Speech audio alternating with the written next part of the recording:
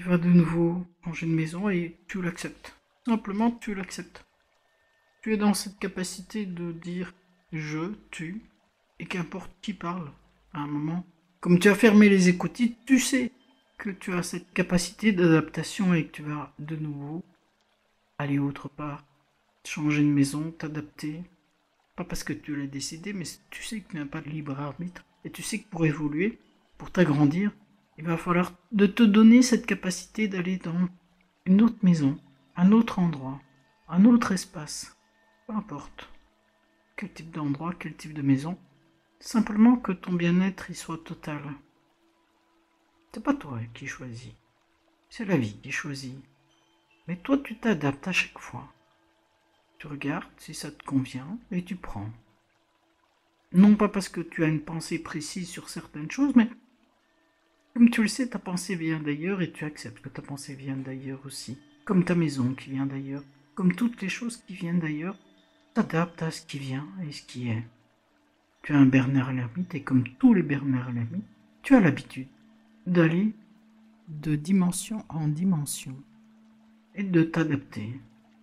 Tu as cette capacité, cette fluidité, et cette fluidité, c'est celle que tu as acquise avec le temps qui passe, avec cette tranquillité qui se développe à l'intérieur de toi, avec cette capacité d'être toujours bien là où tu es, dans cette fluidité.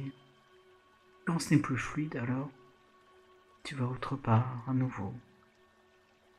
Quand tu es bien, c'est difficile de te dire que tu vas partir, que tu dois recommencer à prendre de l'élan. Tu es bien, pourquoi prendrais-tu de l'élan? Et pourtant tu sais qu'il est nécessaire de prendre de l'élan. Il est nécessaire, extrêmement nécessaire, de continuer à repartir, même si tu sais que où tu partiras au départ, ça ne sera pas aussi bien. C'est normal. Tu pars d'un endroit où tu étais extrêmement bien. Et pourtant tu dois trouver cet élan pour partir. Et savoir que tu partiras à un endroit qui ne sera pas là directement, à ta mesure. Donc trouver un autre endroit où tu seras aussi bien, même en sachant que tu as une nécessité maintenant de partir, que c'est juste et adéquat. Maintenant. Trouver un nouveau territoire, trouver sa place, changer, peu importe si dans les Bernard Lermite je suis le plus adaptable. Il s'agit à chaque fois de ne pas savoir. On a installé une maison, un habitacle, où l'on se sent bien. On y a fait sa place et on doit changer. On s'est développé et on doit changer. Changer de place. On a évolué, on a changé de maison, bougé. C'est pas quelque chose qu'on fait en une seule fois en fait. On le fait en aller-retour, en se posant des questions, mais pas des questions existentielles, pas des doutes. On sait qu'on va le faire, mais en même temps on est bien à l'ancien endroit. Et le nouvel endroit, c'est pas sûr qu'on y sera bien. Donc on doit sortir de l'ancien pour tester le nouveau, et le nouveau ne correspond pas toujours à ce qu'on veut. Alors peut-être qu'on va revenir à l'ancien, y reprendre momentanément une place qui est confortable, presque luxueuse, mais c'est un luxe où on est quand même à l'étroit, on peut pas retourner dans le passé. Donc on va quand même refaire le mouvement, mais on trouvera alors à ce moment-là un autre endroit qui nous correspond mieux, pour exactement avoir sa place, pour être exactement là où il faut être, au moment où il faut l'être. Ça ne veut pas dire qu'on va le faire en une seule fois. On espère qu'on le fait en une seule fois, mais des fois, c'est un aller-retour. Un aller-retour, on y va, on y vient, on y retourne, on teste, on ne sait pas, puis on voit si on est vraiment enfin là exactement à sa place, où il faut, correctement. Et à ce moment-là, alors on sait, quand on est de nouveau dans son nouvel habitacle, correctement à sa place, que c'était bien cela. Et puis, tes pensées viennent d'ailleurs, elles se modifient selon ta dimension. Positive, tu les prends, négative, tu ne les prends pas. Et puis, tu te rends compte aussi que le flux et le reflux de tes activités se font en contact avec l'extérieur, non pas dans ce que toi tu décides, mais dans ce qui est décidé par l'extérieur en fait. Et même si tu voudrais avoir un impact, même si tu voudrais pouvoir dire que tu as du libre arbitre et que c'est toi qui fais les choses, tu vois bien que ce n'est pas le cas en fait, et que c'est fait comme ça, et que ce qui se déroule en fait, et tu ne peux que réagir à ça et c'est tout, et voilà, il n'y a rien d'autre. Tu sais dire maintenant, au crépuscule de ta vie, pourquoi tu avais été marqué, très spécifique, comme si il n'y avait que cette marque qui pouvait donner conscience à la personne de tout ce qui s'était développé dans sa vie et pourquoi ça s'était développé. Tu as souvent eu extrêmement peur et tu as souvent été en insécurité parce que tu étais vraiment fragilisé. Tout le monde aurait pu t'écraser et pendant longtemps, tu es même resté enfermé en toi-même très longtemps. Tu ne saurais pas dire combien de jours et de nuits se sont succédés. Tu étais simplement enfermé. Enfermé dans cette impossibilité de voir quoi que ce soit autour de toi. Simplement de fermer toutes les écoutilles et d'être uniquement à l'écoute de toi-même, en toi. D'entrer dans cette totale autarcie de toi-même pour te développer. Et tu en gardais mémoire de tout. L'inconscience permet d'éviter tout ce qui pourrait faire croire que c'est normal dans la vie d'avoir autant de souffrance.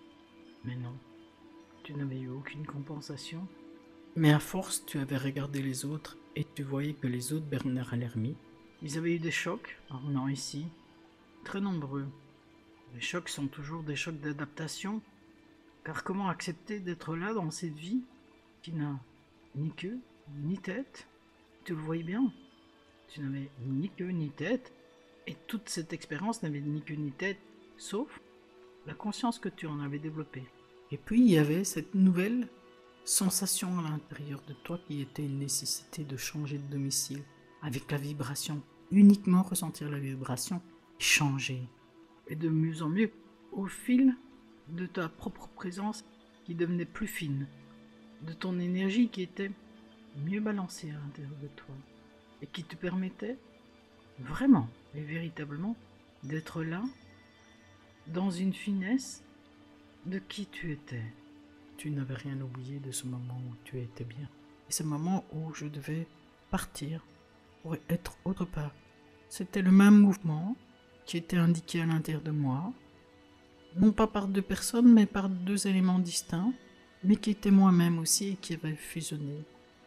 Et je sentais quand j'étais bien, et je sentais quand je devais partir, aller dans une nouvelle coquille. Oh, c'est un apprentissage que j'ai fait pas à pas. Pas à pas, tu pourrais décrire ce qui s'était passé. La force de la nature était venue avec toi, en toi, pour te donner cette capacité.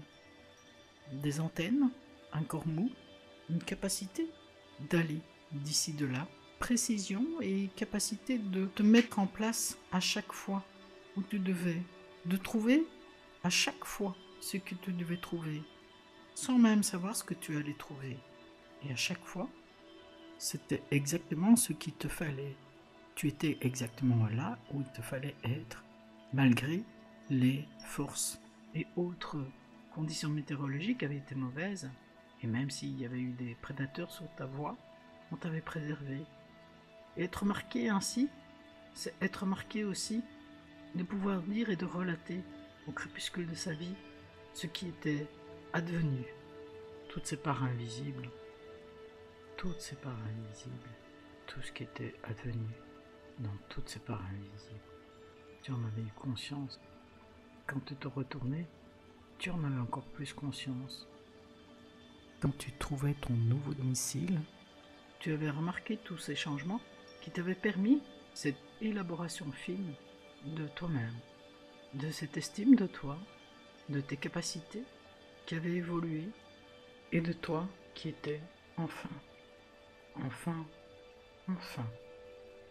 un être nouveau, complètement nouveau et intégralement nouveau.